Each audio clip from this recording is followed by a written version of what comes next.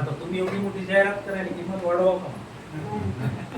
नाही वाढवायची ना, किंमत जागेवर ठेवायची आहे. क्वालिटी आणखी त्याच्यामध्ये सुधारणा, जसं मी तुम्हाला हमेशा म्हणत असतो की प्रोडक्टमध्ये तुम्हाला जर वाटलं कधी एका क्षणात तुम्ही घरी पण प्रोडक्ट फोडलं समजा, कुठले राहू द्या, डेलीवेअरचं राहू द्या, आपल्या आयुर्वेदिकचं राहू द्या किंवा शेतीचं पण राहू द्या, तुम्हाला प्रोडक्ट फोडलं, घरी थोडा जरी डाऊट आला, काही वाटलं तर थेट कंपनीला संपर्क साधायचा. तुमच्यात तुम्ही चर्चा नाही करायची, जेणेकरून त्याचा फायदा असा होईल की कंपनीला कळेल की आपलं कुठं चुकले. एक त्याच्यानंतर काय सुधारणा करायच्या ह्या लक्षात येतील आपल्या. म्हणून तुमच्या तुम्ही किंवा दुसऱ्याला ह्या कंपनीचं प्रोडक्ट आपल्या कंपनीचं प्रोडक्ट असेल किंवा कसं आहे म्हणण्यापेक्षा कंपनीला जर थेट तुम्ही म्हणा, असं म्हणायचं नाही की आम्ही कंपनीला कसं म्हणा, कंपनीला म्हणलेलं चांगलं. आता लांब कलर मॅडम खूप छान सांगितले प्रोडक्ट बद्दल. लागलीच त्याच्यामध्ये घरी गेल्याबरोबर पहिलं काम ते केलं, बरोबर आहे, सुधारणा झाली, याच्यानंतर ते तुम्हाला कधीच मिळणार, बरोबर आहे.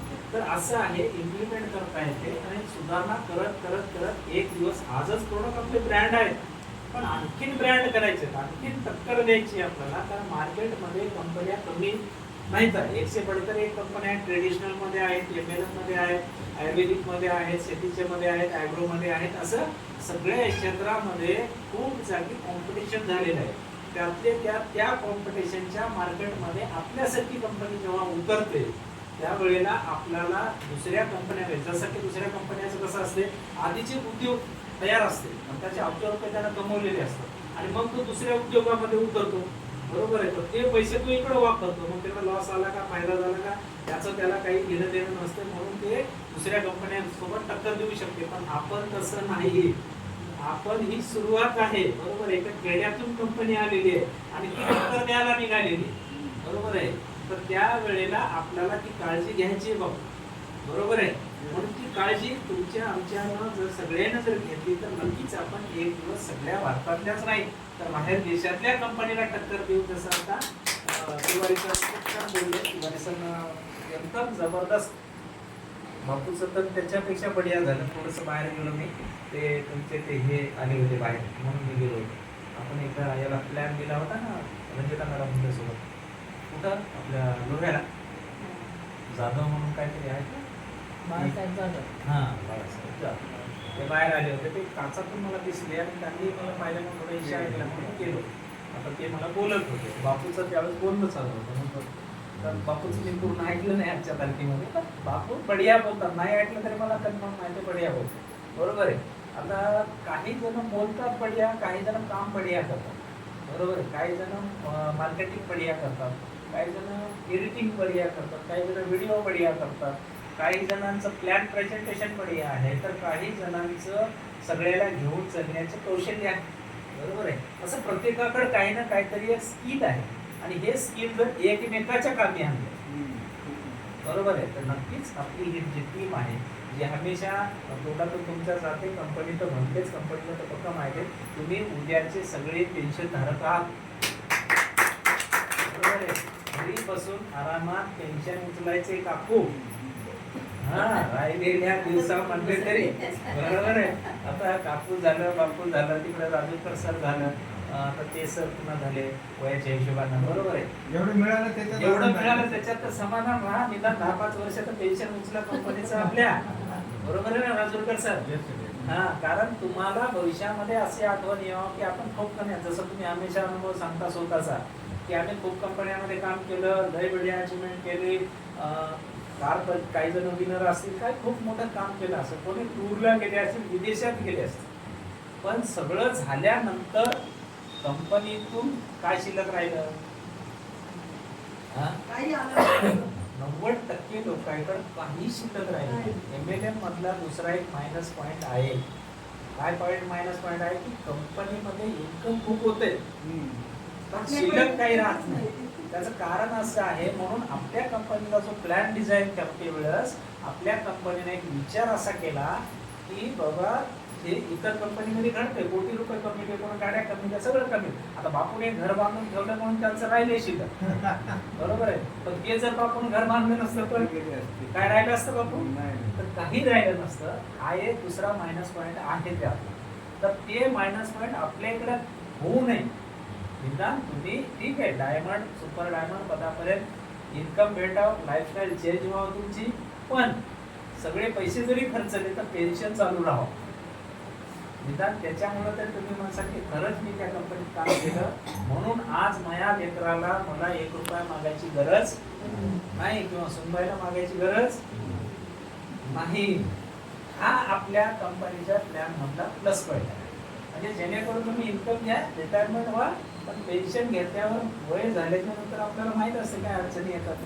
त्यासाठी येतात ना की स्वाभिमानी माणसाला तर फार अडचणी येत असतात वय झाल्यानंतर. स्वाभिमानी म्हणतोय बरं मी, स्वाभिमान सोडला तर काहीच अडचणी नाही, बरोबर आहे. पण स्वाभिमानी माणसाला अडचणी येत असतात. स्वाभिमानी म्हणजे कसं की ज्या माणसाने कारोबार केलेला असते बापू घरामध्ये, त्या माणसाला स्वतःहून पैसे मागावं वाटत नाही, त्याला स्वाभिमान म्हणतो आपण. आपलं भले लेकरू आहे ते, त्याला आपण वाढवलं, त्याच्यावर खर्च केला, त्याला नोकरी लावली, सगळं खरं आहे, पण तरी त्याला पैसे मागाव वाटत नाही. तर त्यावेळेला हे पेन्शन तुम्हाला कामी येणार आहे. आणि याची गॅरंटी घ्यायची असेल काय करावं लागेल, रिटायर व्हावं लागेल. तर कंपनीत रिटायर होण्यासाठी किती 35 ते 40 वर्ष ड्युटी करावं लागेल की नाही. आपल्या कंपनीत किती करायची, 2 वर्ष. तुमची स्पीड आहे 2 वर्ष.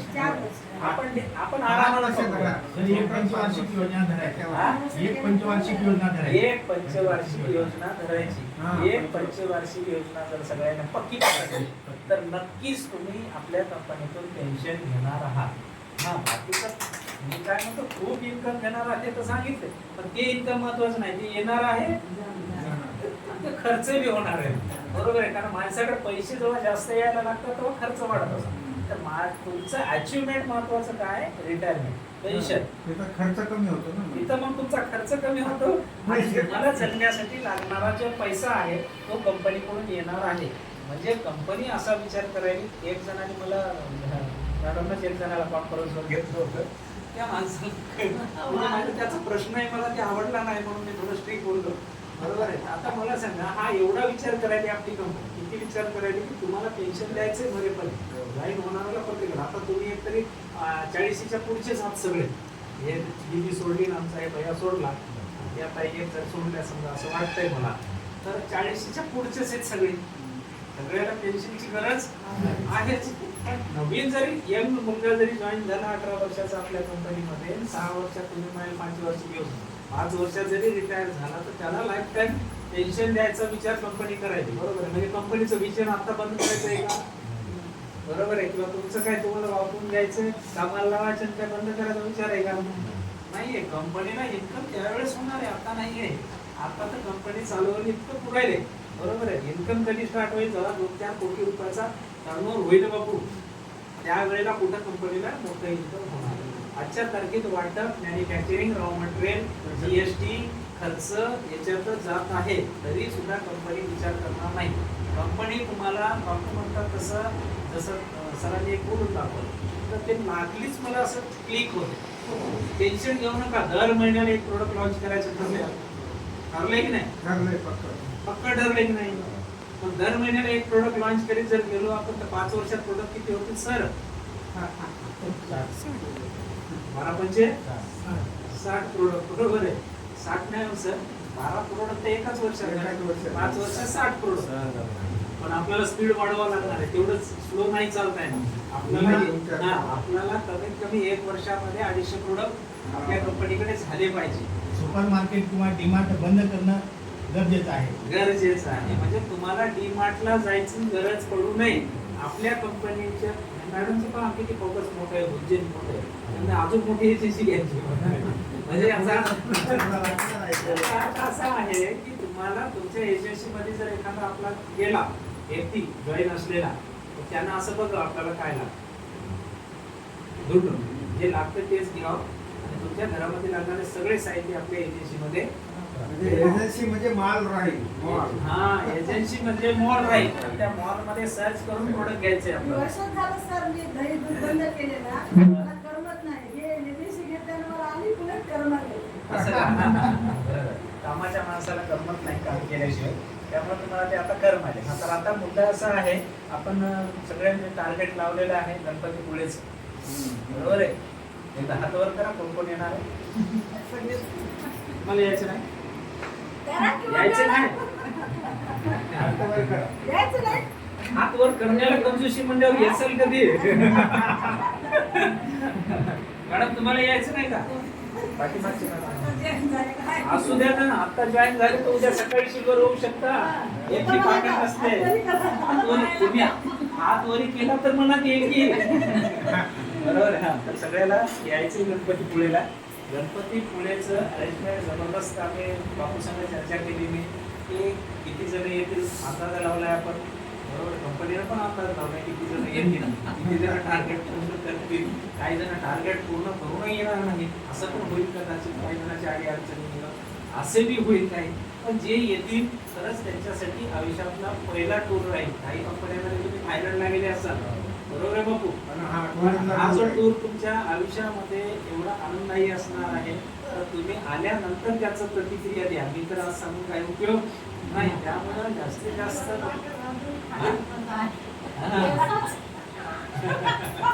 तर असे काही मॅनेजमेंट ठरवूयात आपण की ते मजा येईल आपल्याला. बरोबर. तर गणपतीपुळेचा टूर, तर अशा पद्धतीने गणपतीपुळेला सगळ्यांनी यायचं आहे. तुमच्या टीममधून तुम्ही लोकांना आणायचं आहे.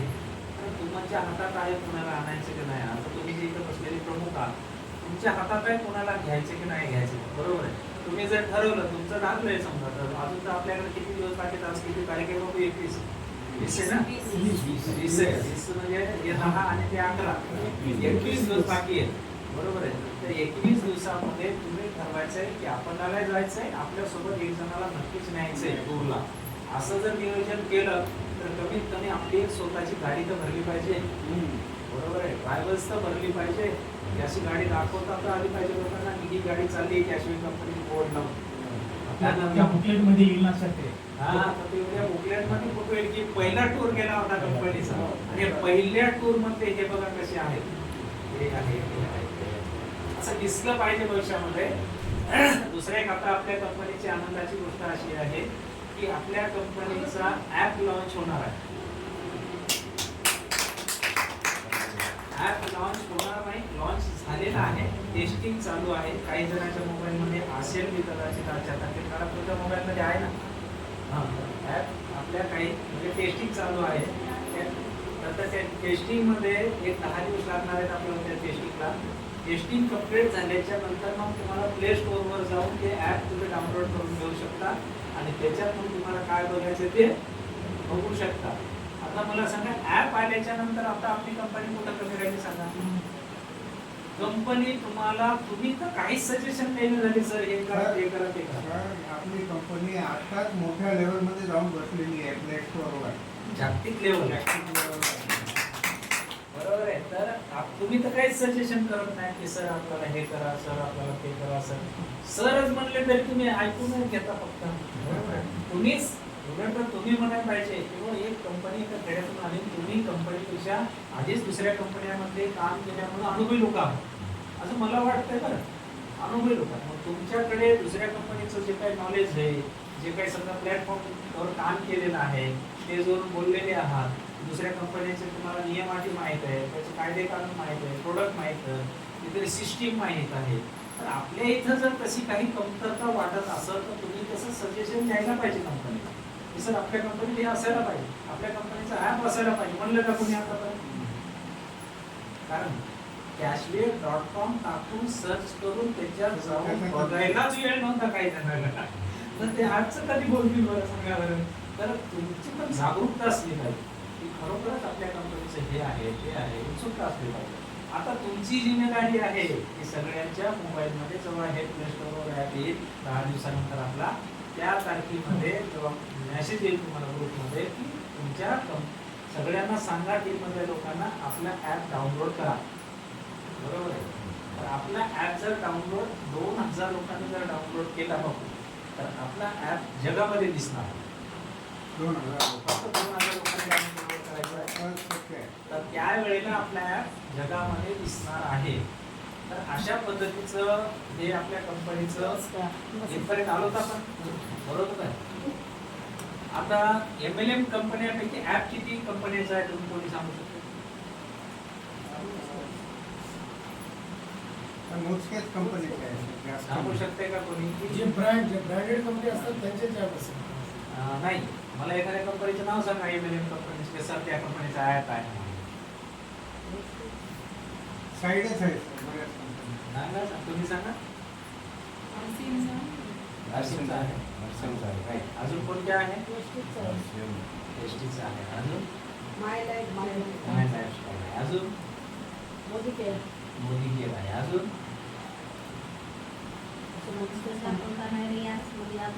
नालाच नाही. हा, correct, बरोबर. अजून हा, तर आता जी नावं घेतली तुम्ही, मोदी केअर असेल, एसटीज असेल, आरसीएम असेल, जे काय असेल ते नावं घेतली तुम्ही. या 4-5 कंपन्या. ह्या कंपन्याला किती वर्ष झाली भाऊ? पुण्या कंपनीला 30 वर्ष झाली, 20 वर्ष झाली, 25 वर्ष झाली, 15 वर्ष झाली, 10 वर्षाच्या तर पुढच्याच आहे. आपल्या कंपनीला वर्ष किती झाली? एकच वर्ष झाली. तर एकाच वर्षामध्ये आपल्या कंपनीकडे ॲप आहे. म्हणजे आपण असं डोक्यात आणायचंच नाही की कंपनी खेड्यात नाही म्हणून. आम्ही खेडे समजतच नाही. हा, कारण आपण टक्कर देणार आहे. बरोबर आहे. आता रियासला 5 वर्ष झाले, ॲप नाही तिचा. बरोबर आहे, वेबसाईटवर जाते. तर ह्या ज्या काही एमएलएम कंपन्या येतात त्याच्यानंतर तुमचं ते क्रिप्टो ते इन्व्हेस्टमेंट प्लॅन आता काहीच नसतं. त्याला तर बघायचं काम नसतं. त्यांना माहिती आहे 7 महिने चालवायचे. हा, बरोबर आहे. आणि दुसरी गोष्ट, आता ॲप घेणं सोपं राहिलेलं नाही होत. हे मी त्याचं कारण सांगतो. ॲप घेणं का सोपं नाही, तर ॲपवर काय झालंय की फ्रॉड जास्त व्हायला. आता मी काय करत होतो, मधल्या एक पिरियडमध्ये असं होतं की हे आमच्या कंपनीचा ॲप आहे, तुम्ही डाउनलोड करा आणि हे तुम्हाला फायदा होईल. तुम्ही डाउनलोड केला, क्लिक केला की तुमच्या खात्यातले पैसे काय असा फ्रॉड होऊ लागला. म्हणून गुगलनं एक नवीन नियम काढला की ज्याला ॲप घ्यायचं आहे. आता अजून एक महत्त्वाची गोष्ट आहे, तुम्हाला पण शिकायला भेटायला बरं कंपनीचे सगळं काही. बरोबर आहे, कारण तुम्ही फाउंडर आहात म्हणून. तर ॲप घ्यायचा असेल तर कंपनी ते गुगल काय म्हणते प्ले स्टोअर की तुम्ही 50 लोकांची ईमेल आय डी घ्या, ते आम्हाला द्या. मग आम्ही त्या जेवढ्याला ईमेल आय डी तुमचा दिला आहे तेवढ्यालाच एक आम्ही लिंक देणार. बरोबर आहे. आणि ती लिंक त्या ईमेल ज्याचा दिलाय त्याला ती द्या. आणि त्या 50 लोकांनी ते डाउनलोड करून घ्यायचं. म्हणजे त्या 50 लोकांची जर तक्रार आली नाही तर मग तुमचा ॲप ओरिजिनल आहे, फ्रॉड नाही. आणि मग प्ले स्टोअरवर त्याला देणार. असं ठरलं की डाउनलोड करणार नाही. म्हणून आपल्याला टेस्टिंगसाठी किती दिवस दिले त्यानं? 15 दिवस दिले. 5 दिवस संपले, अजून 10 दिवसाला आपल्या ॲप होईल. कारण हे जे तुमच्या ईमेल दिले होता जास्तीत जास्त तुमच्या इथे बसलेल्यापैकी ईमेल वर तुमचं सक्सेस नाही झालं का? नाही सर, नाही. तुमचं डाउनलोड नाही झालं. नाही. फक्त रजिस्टर तुमच्याकडे डाउनलोड झालं. माझंही झालं. तुमचंही झालं नाही. तुमचा तर दिलाच नव्हता. तुमचा दिला मी दिलं तुमचा दिला. पण पाहिलं नाही. अशा पद्धतीनं यांनी झालेलं आहे. बरोबर आहे. तर आपल्याला स्क्रीनवर दिसतंय ॲप आपला तुम्हाला दाखवतो नंतर कसा दिसते स्क्रीनवर पण. हां, तर अशा पद्धतीनं तर अशा पद्धतीने